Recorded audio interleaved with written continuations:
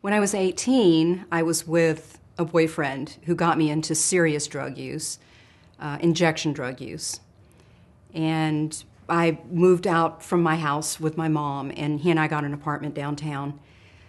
Again, just back to, I put my life in danger and did things that boys wanted me to do so that I wouldn't feel abandoned, that I would, and so that was another one of those situations. And one day he said to me, "Hey, let's pack up and move to California."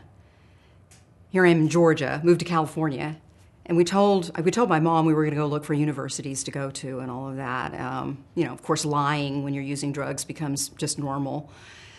And sure enough, we packed up stuff and we took off, and I wound up in Santa Cruz, California, where I still live.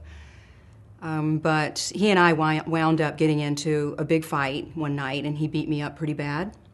And I realized that I needed to get away from him. And so that's when my life did start to change for the better, I have to say, because I was in a beautiful, natural environment. I started going to Cabrillo College. I started meeting really healthy people, and I just changed the peer group that I was with, and I started to feel better about myself. During that time, my dad kept contacting me and trying to get me to come back to Georgia. I felt so estranged with him by this time that I didn't really have a very close relationship with him.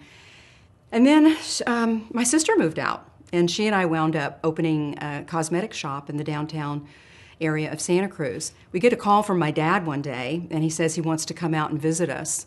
We're in our early 20s. Well, my sister and I were very concerned because Dad, by now, was living in South America. And he told us that he was importing construction equipment, but when my sister was living with my stepmom in Las Vegas, the FBI came by one day and said they were looking for Dad in relation to drug trafficking charges. So we were concerned if Dad came out to see us that, he was a fugitive, so he might get caught. And sure enough, that's exactly what happened. The third day that he was there, my sister and he were in the car, and the police surrounded the car, about 10 of them, with their guns drawn. And he was screaming to them, "Don't shoot, my daughter's here." He had to shove her down to the floorboard. He got out of the car. They put him in handcuffs and just left my sister standing there in total shock. So what happened was they took my dad to San Francisco, and that was the first time I ever saw my dad in jail. They took him to the city jail. My sister and I drove up there, and he was behind a plastic partition.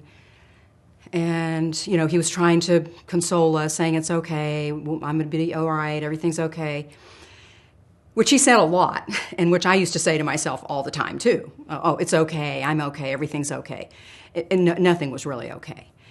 And I just remember that night going down to the beach and just sobbing. I was by myself. I was just sobbing, having seen my dad in prison or jail for the first time. And then just screaming, "Why does it have to be this way? Why do you have to be a criminal?" And it just was, I just felt this sense of dread, like I just knew it wasn't going to be the last time that I was going to see my dad in prison.